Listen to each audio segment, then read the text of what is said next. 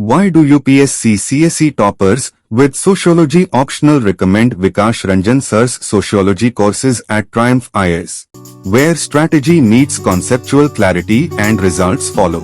हजारों यूपीएससी अभ्यर्थियों का भरोसा, विकास सर का मार्गदर्शन, अब आपकी बारी। With Vikas Ranjan sir. Vikas Ranjan sir Vikas Ranjan sir. Vikas Ranjan sir Vikas Ranjan sir Vikas Ranjan sir. Vikas Ranjan point of Vikas Ranjan sir की विकास रंजन सर की विकास सर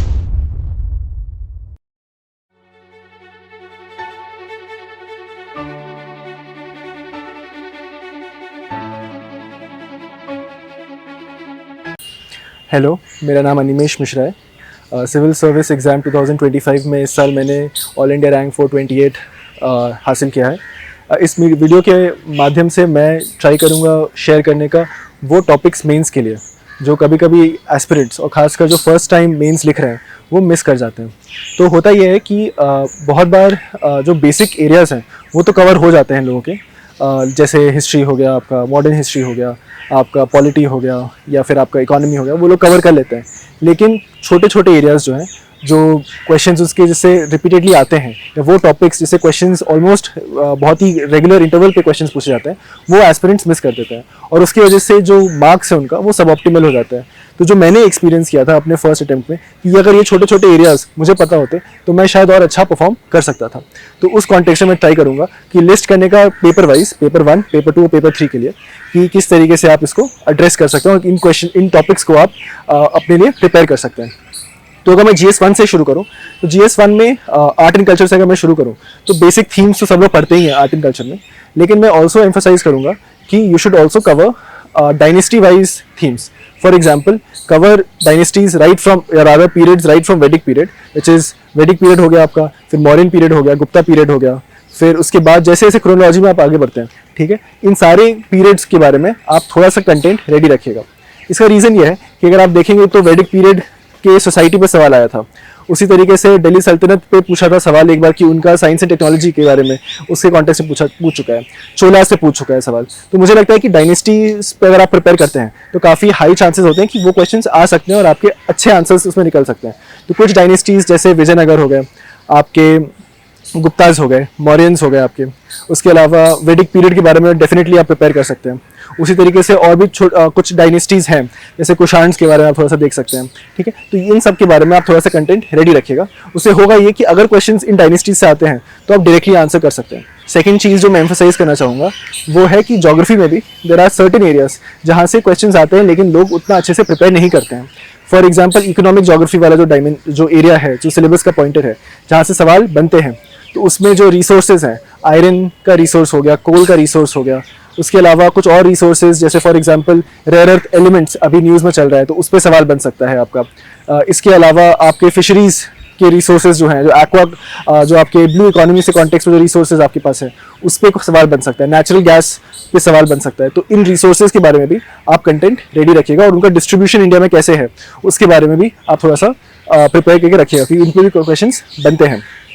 इसके अलावा जो तीसरा एरिया है जो मैं एम्फोसाइज करना चाहूँगा वो है अर्बनाइजेशन का। वो भी एक सिलेबस का पॉइंटर है और उस पर भी हर साल एक सवाल आता ही आता है आपके GS पेपर 1 में। तो उसके लिए भी आप थोड़ा सा देख सकते हैं, जो बेसिक PYQs हैं उनको ही अगर आप देख लोगे तो उससे आपका ब्रॉड थीम्स कवर हो जाएंगे और फिर जो क्वेश्चन आएगा उसको आप उसी से बना के लिख सकते हो। लेकिन the point is to at least have some standard notes with you so that अगर एक क्वेश्चन आता है तो आप उसको एड्रेस कर सकें। इसी तरीके से GS पेपर 1 में आपके वर्ल्ड हिस्ट्री का भी एक सेक्शन होता है, तो अब उसके लिए भी लोग बोलते हैं कि बल्कि बुक्स लोग एडवाइस करते हैं कि पढ़नी चाहिए। तो मुझे लगता है कि अगर आप 8-10 टॉपिक्स हैं उनको प्रिपेयर कर लेते हैं तो आपका वर्ल्ड हिस्ट्री का काम मोटी तौर पे हो जाता है। तो ये शुरू होगा आपका इंडस्ट्रियल रेवोल्यूशन से, American revolution, American civil war, ठीक है। उसके अलावा आप प्रिपेयर करेंगे French revolution, German unification, Italian unification, फिर वर्ल्ड हिस्ट्री। अब में आप एक और दो वर्ल्ड वॉर जो हो गए आपके, वर्ल्ड वॉर 1 और वर्ल्ड वॉर 2, उसको कवर करेंगे आप। उसके अलावा आप Russian revolution, Chinese revolution, Japan में जो हुआ था मेशी रेस्टोरेशन, उसको आप कवर करेंगे। कोल्ड वॉर के बारे में थोड़ा सा कंटेंट आप रखिएगा। डीकॉलोनाइजेशन, वो भी region specific, Latin America, Africa और एशिया में किस तरीके से रहा, इनको अगर आप कवर कर लेते हैं तो आपका वर्ल्ड हिस्ट्री का काम हो जाता है। इसके बियॉन्ड आपको कुछ पढ़ने की जरूरत नहीं है। अब क्वेश्चन आ सकते हैं इसके बियॉन्ड लेकिन आपका बेसिक्स प्रिपेयर्ड है तो आप इसी के बेसिस पे बना बना के क्वेश्चंस को लिख सकते हैं। तो इसके बियॉन्ड लेकिन जाने की जरूरत नहीं है। अगर आप इन टॉपिक्स को ठीक ठाक कवर कर लेते हैं, इस पर 2-2 पेज के नोट्स बना लेते हैं, तो आई थिंक वर्ल्ड हिस्ट्री में भी आपको कोई ज़्यादा नोट्स बनाने की जरूरत नहीं पड़ेगी और बहुत प्रिपरेशन करने की जरूरत नहीं पड़ेगी। उसी तरीके से अगर मैं जीएस पेपर 2 में आऊँ, तो जीएस पेपर 2 में भी जो एक बहुत फेटल मिस्टेक मुझे लगता है कि एस्पिरेंट्स कर देते हैं, वो ये होता है कि लोग लक्ष्मीकांत पढ़ के नहीं जाते। तो होता ये है कि लक्ष्मीकांत तो हम लोग प्रीलिम्स के लिए पढ़ते हैं, लेकिन मेंस में भी लक्ष्मीकांत उतना ही इंपॉर्टेंट है, क्योंकि आप देखेंगे कि सिंपल क्वेश्चंस आ चुके हैं। आपके क्वेश्चंस आए हैं अटॉर्नी जनरल पे, स्पीकर पे सवाल आए हैं, वाइस प्रेसिडेंट पे सवाल आ चुके हैं, तो प्रेसिडेंट की इलेक्शन के प्रोसीजर पे सवाल बन चुके हैं। तो ये सिंपल क्वेश्चंस जो एस्पिरेंट्स गलत कर देते हैं या फिर वो अच्छे से आंसर नहीं कर पाते हैं या उनको फैक्चुअल पार्ट नहीं याद रहता है, वो इसलिए होता है क्योंकि वो लक्ष्मीकांत को रिवाइज नहीं करते हैं, वो सिर्फ ब्रॉड इश्यूज को पढ़ के जाते हैं। लेकिन मुझे लगता है कि लक्ष्मीकांत को रिवाइज करना is a good option, is a good addition to your entire preparation strategy as far as mains is concerned. उसके अलावा मैं emphasize करूंगा कि representation of people act 1951 जो है उसको भी पढ़ के जाइएगा, क्योंकि उस पर भी ऑलमोस्ट फ्रीक्वेंट इंटरवल पे सवाल बनते हैं। तो सेक्शन 1 2 3 हो गया, सेक्शन 8 हो गया, इसके अलावा और भी कुछ सेक्शंस हैं जो प्रीवियस क्वेश्चंस के बेसिस पे आप डिसाइफर कर सकते हैं। तो उसको अगर आप देखेंगे तो उसके थ्रू होगा ये कि आपको ये इंश्योर होगा कि एटलीस्ट जो रिप्रेजेंटेशन ऑफ पीपल एक्ट में सवाल है, कोई भी है सवाल, वो आप कर सकते हैं, क्योंकि उसके बियॉन्ड वो बहुत एडवांस क्वेश्चंस नहीं पूछेंगे, वो प्रीवियस के क्वेश्चंस के थीम पे ही आपको सवाल पूछे जाएंगे। तो जो तीसरा एरिया है जिस पे आपको फोकस करना चाहिए वो है आपका कंपेयरिंग कॉन्स्टिट्यूशन। तो अगर आप देखेंगे जो ट्रेंड रहा है प्रीवियस क्वेश्चंस का, तो हर साल एक क्वेश्चन आता है आपका कंपेयरिंग कॉन्स्टिट्यूशन पे, और ये questions usually current affairs inspired होते हैं। जैसे कि लास्ट ईयर यूएस प्रेसिडेंट के पार्डनिंग पावर्स पे सवाल बने थे, क्योंकि वो न्यूज़ में था। उसी तरीके से जब फ्रेंच इलेक्शन हुआ था तो उस पर सवाल बना था आपका कि फ्रेंच इलेक्शन जो आपका प्रेसिडेंशियल इलेक्शन है वो इंडियन प्रेसिडेंशियल इलेक्शन से कैसे अलग होता है। तो मैं एडवाइस करूँगा कि इसमें भी जो बेसिक कॉन्स्टिट्यूशनल प्रोविजंस का कंपैरिजन है, यूएस, फ्रांस, यूके, इनके लिए आप प्रिपेयर करके रखिए अच्छे से। और अगर इन केस कोई करंट अफेयर्स में न्यूज़ चल रहा है तो उसके लिए आप थोड़ा सा देख सकते हैं, लेकिन उसके बियॉन्ड देखने की जरूरत नहीं है। लेकिन इसको जरूर प्रिपेयर करके रखिए, क्योंकि इस पर क्वेश्चंस आपके रेगुलर इंटरवल पे बनते हैं। उसके अलावा मैं ऑल्सो एडवाइस करूंगा कि कुछ एरियाज हैं जैसे कि सेल्फ हेल्प ग्रुप हो गया, प्रेशर ग्रुप्स हो गए, ठीक है, डोनर एजेंसीज पे सवाल बनते हैं, पब्लिक चैरिटेबल ट्रस्ट पे सवाल बन चुका है। तो अगर ये सारे के सारे सिलेबस के पॉइंटर्स हैं और इनको भी आप निगलेक्ट मत करिएगा, इस पे आप कंटेंट क्रिएट कर लीजिएगा। प्रीवियस से क्वेश्चंस को जरूर देखिएगा कि किस तरीके के क्वेश्चंस आ रहे हैं, और उस पर भी 1-2 पेज के कंटेंट आपके पास होने चाहिए। लाइकवाइज ई गवर्नेंस पे भी हर साल या हर दूसरे साल आपको सवाल दिखेंगे ही दिखेंगे। तो इस पे भी और ज़्यादा आपको कंटेंट प्रिपेयर नहीं करना है, 2 पेज का कंटेंट एट मैक्स प्रिपेयर करना है, और आपने एक क्वेश्चन को शॉर्ट तरीके से इंश्योर कर लिया है, तो उसको भी मैं एम्फेसाइज करूंगा कि आप जरूर देखिएगा। लाइकवाइज सिविल सर्विस रिफॉर्म्स जो हैं आपके, और सिविल सर्विस को किस तरीके से, या सिविल सर्विस का जो रोल होता है डेमोक्रेसी में, उस पर भी सवाल बनते हैं, ठीक है। तो उसको भी आप जरूर देखिएगा, क्योंकि वो भी 1 पेज या 2 पेज का कंटेंट एट मैक्स आपको चाहिए, लेकिन उससे आपका जो आंसर की क्वालिटी है वो सिग्निफिकेंटली इंप्रूव हो जाएगी। तो जो डिफरेंस होता है कि कोई इंसान 90 में स्कोर कर रहा है, कोई इंसान 110 से ऊपर स्कोर कर रहा है, 115 से ऊपर स्कोर कर रहा है, उसमें डिफरेंस यही होता है कि ये छोटे छोटे एरियाज में भी वो लोग अच्छे से अपना नोट्स प्रिपेयर रहते हैं, जैसे कि यहाँ पे उनको एज मिल सके। लाइकवाइज आपका इंटरनेशनल रिलेशंस में बायलैटरल रिलेशन सब लोग पढ़ते ही हैं, लेकिन डायस्पोरा के बारे में कम लोग पढ़ते हैं। तो डायस्पोरा का भी इंपॉर्टेंस, क्योंकि वो सिलेबस का एक पॉइंटर है, तो उसको भी आप देख लीजिएगा कि रीजन वाइज कि यूरोप में, अमेरिका में, अफ्रीका में, एशिया में डायस्पोरा का क्या रोल रहा है, क्या कंट्रीब्यूशन रहा है इंडियन डिप्लोमेसी में, तो उसको भी आप अच्छे से जरूर कवर करिएगा। इसके अलावा अगर मैं पेपर 3 की बात करूँ, जीएस पेपर 3 अगर आपको देखा जाए, तो उसमें मैं एडवाइस करूंगा कि आप एज सच टॉपिक्स को अगर मैं एम्फोसाइज करने लगे, एक जो इंसाइट है जो मैं बताने की कोशिश करूंगा यहाँ पे, वो ये कि economy, agriculture, internal security, disaster management और एनवायरनमेंट और साइंस एंड टेक्नोलॉजी, ये सारे टॉपिक्स, इनका जो अमाउंट ऑफ टाइम जो चाहिए होता है सबके लिए अलग अलग होता है। जैसे इकोनॉमी ज़्यादा वास्ट है, एग्रीकल्चर छोटा है, डिजास्टर मैनेजमेंट और भी छोटा है, एनवायरनमेंट थोड़ा सा रैंडम है, लेकिन सबकी जो वेटेज है मोटा मोटी सेम है। तो आप डिस्प्रपोर्शनेट टाइम एक सब्जेक्ट को मत दीजिएगा। होता ही है कि बहुत बार लोग इकोनॉमी को ही पढ़ते रह जाते हैं, क्योंकि उसमें बहुत कुछ होता है पढ़ने के लिए, लेकिन इस तरीके से नहीं करना है। सब्जेक्ट जो आपका वेटेज है इन सारे टॉपिक्स का ऑलमोस्ट सिमिलर है, तो इनको जो टाइम देना है आपको प्रिपरेशन में ऑलमोस्ट सिमिलर देना है।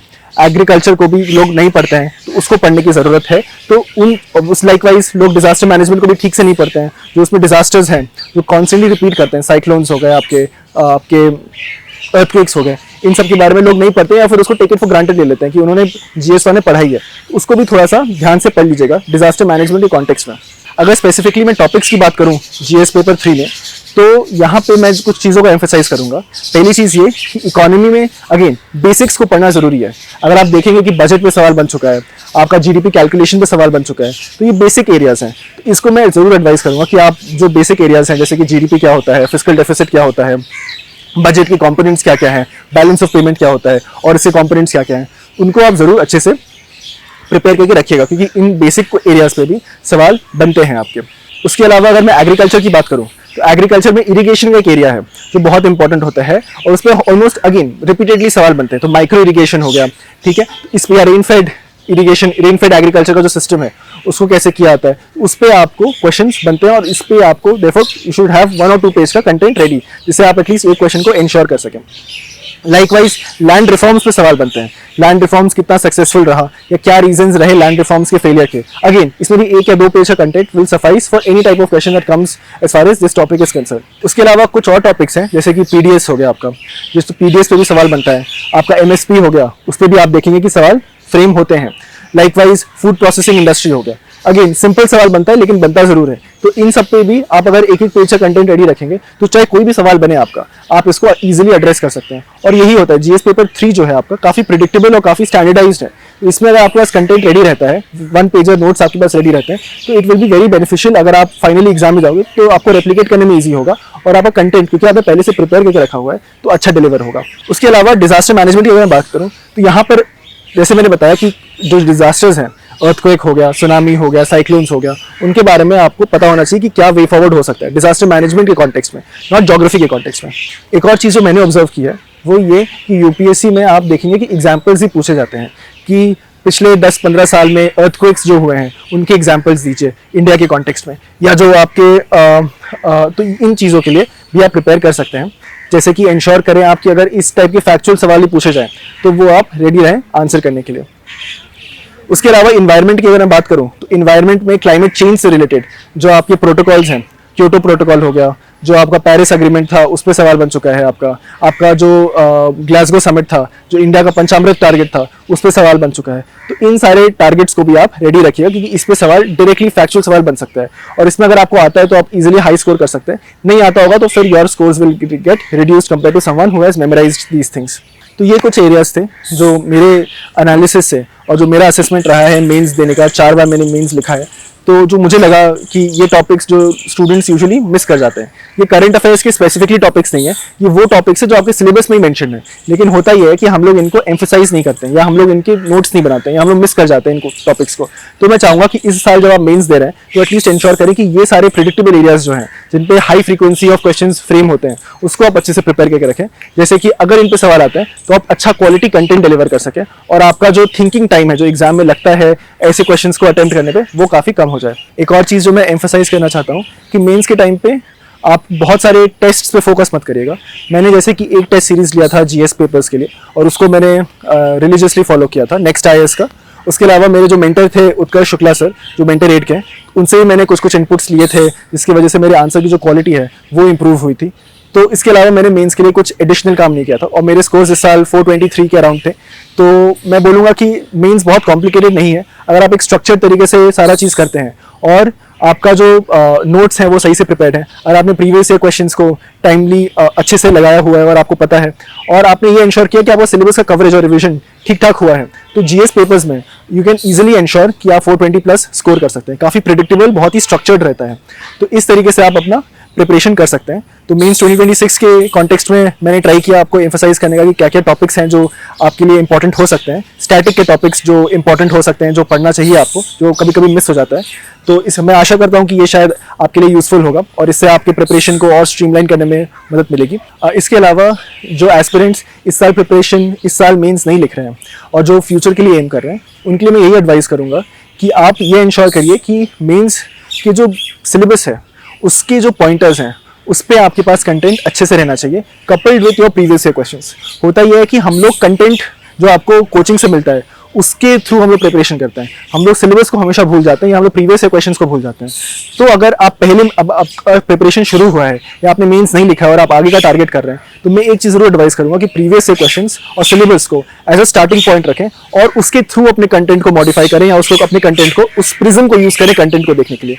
तो ये जो पर्सपेक्टिव है आपके लिए काफ़ी अच्छा रहेगा over the course of time, कि आप जो भी पढ़ेंगे आप हमेशा सोचेंगे कि क्या वो सिलेबस के पॉइंट ऑफ व्यू से रेलेवेंट है, क्या वो प्रीवियस क्वेश्चन के पॉइंट ऑफ व्यू से रेलेवेंट है या नहीं है। तो उससे आपका प्रिपरेशन काफ़ी कम, आपका जो प्रिपरेशन का एफर्ट है वो काफ़ी कम हो जाएगा और आपका जो रिटर्न ऑन इन्वेस्टमेंट है वो काफ़ी बढ़ जाएगा। एक और चीज़ जो मैंने ऑब्जर्व की है वो ये कि जो मोटिवेशन होता है लोगों का सिविल सर्विस ज्वाइन करने का, वो काफ़ी कभी कभी नैरो होता है। उन्होंने यूट्यूब पे वीडियोस देखे होंगे लोगों के, या उन्होंने सो कॉल्ड रॉयल एंट्री देखा होगा IAS ऑफिसर्स का, तो उसके वो मोटिवेशन उनका बन जाता है कि वो सिविल सर्विस के लिए प्रिपेयर करना चाहते हैं। लेकिन मुझे लगता है कि ऐसे नैरो जो ऑब्जेक्टिव्स हैं उसको लेते हुए आप लॉन्ग टर्म सस्टेन्ड प्रिपरेशन नहीं कर सकते। वो आपको हो सकता है 2-3 महीने के लिए मोटिवेट करेगा, लेकिन वो आपको 3-4 साल प्रिपरेशन के लिए मोटिवेट नहीं कर सकता है। तो मैं चाहूँगा कि जब भी आप इस प्रिपरेशन में डिसाइड करते हैं कि आप आना चाहते हैं, तो definitely reflect upon why is it that you want to get into civil service.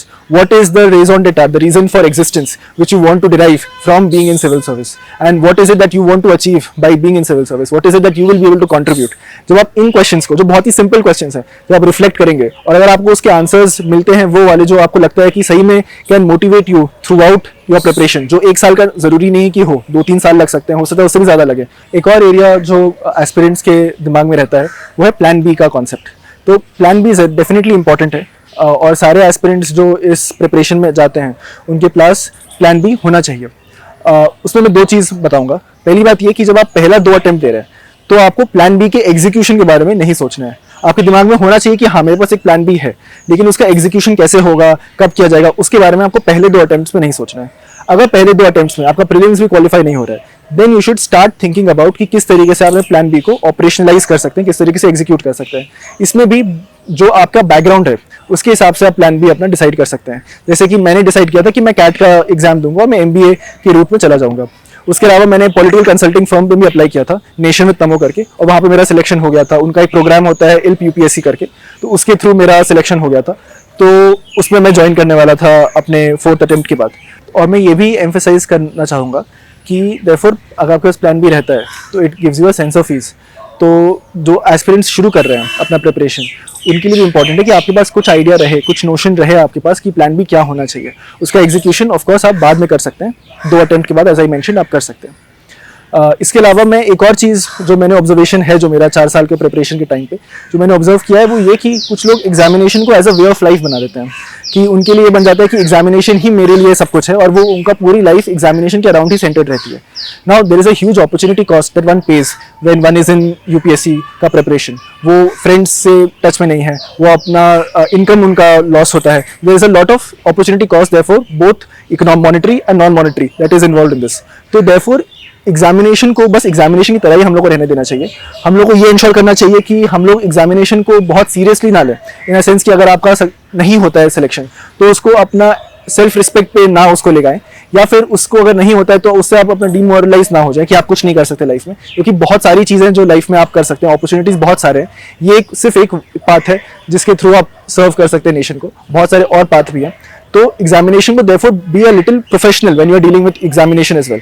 आप बहुत इमोशनल होकर नहीं करिए, ठीक है। और इससे होगा ये कि आप एग्जामिनेशन को, अगर फॉर एग्जाम्पल आपका कभी सक्सेस नहीं होता है, किसी राउंड में आप नहीं क्वालिफाई कर पाते हैं, तो आप डिमोटिवेट नहीं होंगे और आप बहुत ही कूल और मतलब एक बहुत ही कंपोज माइंड से, कूल और कंपोज माइंड से आप इंश्योर कर सकते हैं कि आप उसको एनालाइज करके उसमें अगर इंप्रूवमेंट्स करना है तो वो कर सकते हैं, या फिर अगर आपको प्रिपरेशन और नहीं करना है तो वो भी कर सकते हैं, क्योंकि जो लर्निंग्स आपको इस प्रिपरेशन से मिलेंगी वो बाकी सारे एरियाज में बहुत यूजफुल होते हैं।